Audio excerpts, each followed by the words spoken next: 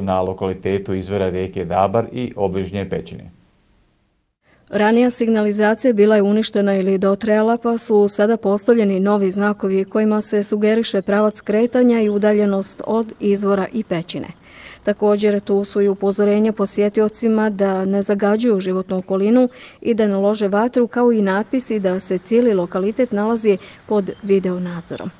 Iz javnog komunalnog preduzeća SANA su nas informisali kako su njihovi radnici u proteklom periodu postavili klupe za odmor te očistili cijeli ovaj prostor, pokošena je i trava.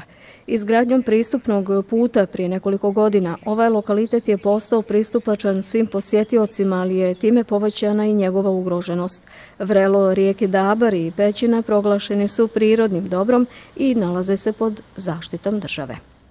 Dabarska pećina, za razliku od Hrustovačke, Hrustovačka pećina je suha pećina, iako naravno ima i tamo vlage.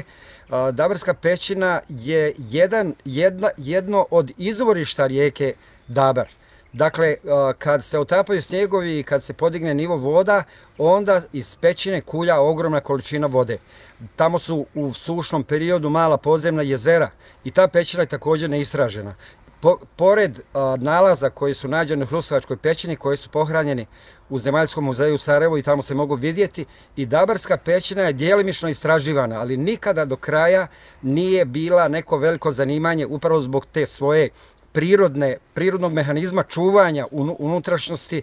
Sasvim malo se istraživala i ja znam neke grupe koje su dolazile iz Banja Luke, koje su sa gumenim čamcima prelazile jezero i ulazile u taj dio podzemlja. Dakle, to je po meni neistražena pećina i zajedno sa izvorištem rijeke Dabar treba da bude zajedno sa svim drugim pećinama i zajedno sa svim prirodnim bogatstvom općine Sanski Most da bude jedna fantastična turistička ponuda Bosne i Hercegovine.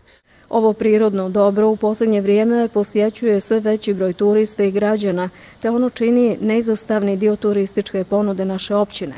Postoji razmišljanja da se poput vodopada rijeke Blihe i ovaj turistički resurs može komercijalizirati i dodatno zaštititi.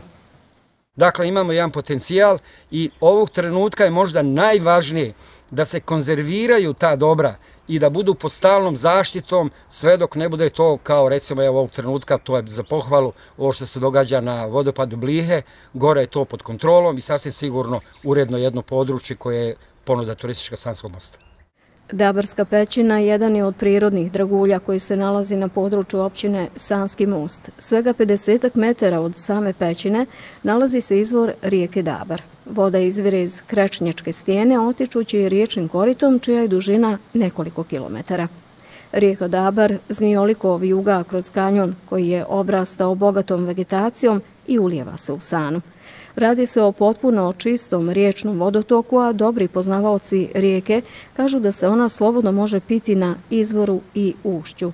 Kanjon Dabra predstavlja ekološki raj, nenarušen je izgradnjom i od prije nekoliko godina proglašen prirodnim dobrom od posebnog značaja.